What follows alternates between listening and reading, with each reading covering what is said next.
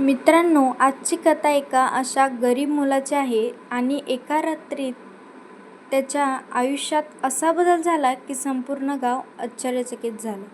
अहमदनगर जिल्ह्यातल्या एका छोट्या गावात गणेश नावाचा मुलगा राहत होता. घरात आई वडील आणि एक लहान बहीण. घरची परिस्थिती फारशी चांगली नव्हती.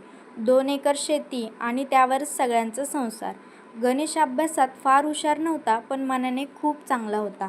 गावात कोणालाही काही मदत लागली तर तो सर्वात आधी धावून जायचा. पण त्याचे वडील खूप कडक स्वभावाचे होते. काही कामाचा नाहीस तू, नुसता दिवसभर इकडे तिकडे फिरत असतोस, हे वाक्य गणेश रोज ऐकत होता. आई नेहमी त्याची बाजू घ्यायची. अहो, पोरगा अजून लहान आहे. पण वडिलांना ते मान्य नव्हतं. एक दिवस गावातल्या एका श्रीमंत माणसाचे पैसे हरवले. गावात चर्चा सुरू झाली. कोणीतरी खोटं सांगितलं की गणेश त्या दिवशी त्या घराजवळच दिसला होता. बस, वडिलांचा राग अनावर झाला. गणेश कितीही सांगत होता, बाबा मी चोरी केली नाही, पण कुणीच ऐकलं नाही. रागाच्या भरात वडिलांनी त्याला घराबाहेर काढलं. आजपासून या घरात पाय ठेवायचा नाही. आई रडत होती. बहीण भावाच्या मागे धावत होती, पण गणेश निघून गेला. त्या रात्री तो गावाच्या बस स्थानकावर झोपला. खिशात फक्त 120 रुपये होते. दुसऱ्या दिवशी तो पुण्याला गेला. पहिले काही दिवस फार हाल झाले. कधी उपाशी झोपावं लागलं, कधी स्टेशनवर रात्र काढावी लागली, पण गणेशने काही हार मानली नाही. एका गॅरेजमध्ये त्याला काम मिळालं. सकाळपासून रात्रीपर्यंत काम. हळूहळू त्याने काम शिकून घेतलं. मालकालाही तो आवडू लागला. काही वर्षांनी त्याने स्वतःचं छोटंसं गॅरेज चालू केलं. नंतर आणखी मेहनत, आणखी संघर्ष आणि एक दिवस त्याचं नाव शहरातल्या यशस्वी व्यावसायिकांमध्ये घेतलं जाऊ लागलं.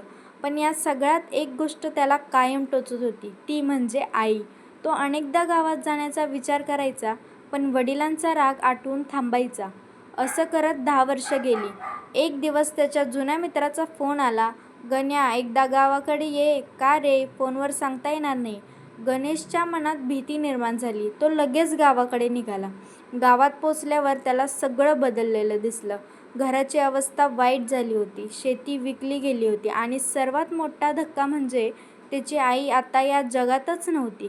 गणेशच्या पायाखालची जमीनच सरकली. तो आईच्या फोटोसमोर बसून रडू लागला.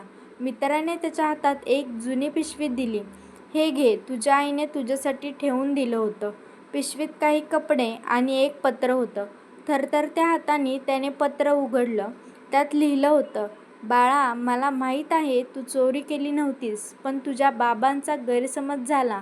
मी तुला शोधायचा खूप प्रयत्न केला. तू जिथे असशील तिथे सुखी राहा. एक दिवस नक्की परत ये. आई. पत्रावर आईच्या अश्रूचे डाग होते. गणेश जोरात रडू लागला. तेवढ्यातच त्याचे वडील बाहेर आले. आता ते खूप म्हातारे झाले होते, कमजोर झाले होते. त्यांच्या डोळ्यातही अश्रू होते. ते म्हणाले, मला माफ कर बाळा. मी तुझ्यावर विश्वास ठेवला नाही. पहिल्यांदाच गणेशने वडिलांना रडताना पाहिलं.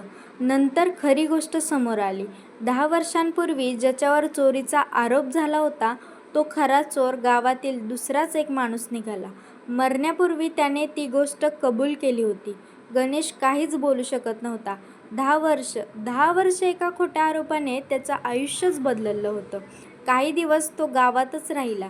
त्याने पुन्हा शेती विकत घेतली, घर दुरुस्त केलं, गावातील गरीब मुलांसाठी शिष्यवृत्ती सुरू केली आणि आईच्या नावाने एक वाचनालय बांधलं. उद्घाटनाच्या दिवशी तो म्हणाला, माणूस गरीब असला तरी चालेल, पण आपल्या माणसांवर विश्वास ठेवायला शिका, कारण गैरसमजामुळे तुटलेली नाती पुन्हा जुळली तरी गेलेला वेळ कधीच परत येत नाही. त्या दिवशी संपूर्ण गावाच्या डोळ्यात पाणी होतं. कथेचा संदेश, रागाच्या भरात घेतलेला निर्णय आयुष्यभराची शिक्षा ठरू शकतो. तर मित्रांनो, कथा ऐकल्याबद्दल धन्यवाद. कथा आवडल्यास आपल्या स्वामी समर्थ यूट्यूब चॅनलला नक्की सबस्क्राईब करा, शेअर करा, कमेंट करा आणि बेल आयकॉन दाबायला विसरू नका. धन्यवाद. श्री स्वामी समर्थ.